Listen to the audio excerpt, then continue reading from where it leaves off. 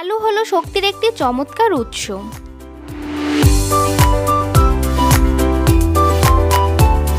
আসসালামু আলাইকুম, রেশমা হেলথ টিপসের থেকে সবাইকে স্বাগতম। আজকের বিষয় আলু খাওয়ার উপকারিতা। আপনি কি জানেন প্রতিদিনের খাবারে আলু শুধু স্বাদ নাকি উপকারও? এই ভিডিওতে জানতে পারবেন আলুর বিশেষ উপকারিতা সম্পর্কে। তাই ভিডিওটি স্কিপ না করে প্রথম থেকে শেষ পর্যন্ত মনোযোগ সহকারে দেখতে থাকুন। নীরব অথচ অপরিহার্য। আলু ঠিক তেমনই একটি সবজি যা আমাদের প্রতিদিনের রান্নাঘরে নীরবে নিজের স্থান দখল করে আছে। অভাবের দিনে যেমন আলু ভরসা, তেমনি সচ্ছলতার ভোজেও সে অবহেলিত নয়। সহজ সাদামাটা এই সবজিটির ভেতরে লুকিয়ে আছে স্বাস্থ্যের এক অনন্য সৌন্দর্য। আলু শক্তির প্রতীক।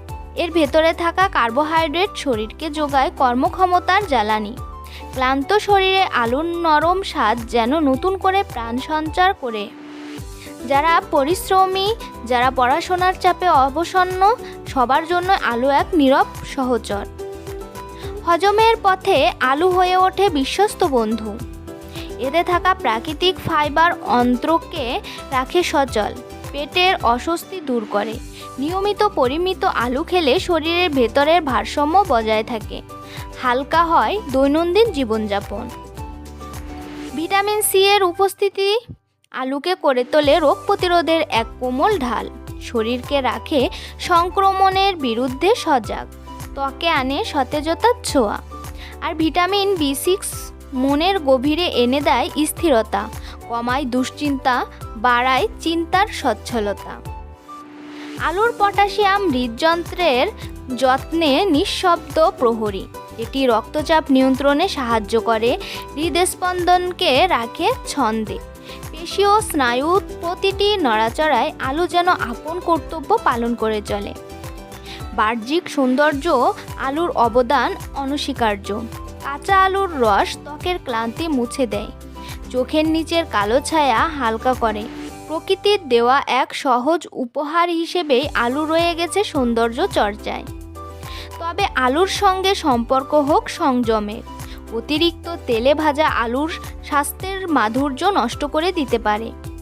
সেদ্ধ, ভাপা কিংবা অল্প তেলে রান্না করা আলুই দেয় প্রকৃত উপকার, স্বাস্থ্য আর স্বাদের সুন্দর সমন্বয়। আলু স্বাস্থ্যকর ও পুষ্টিকর হলেও অতিরিক্ত বা ভুলভাবে খেলে কিছু সমস্যা হতে পারে। তাই আলু খাওয়ার সময় কিছু সতর্কতা মেনে চলা জরুরি।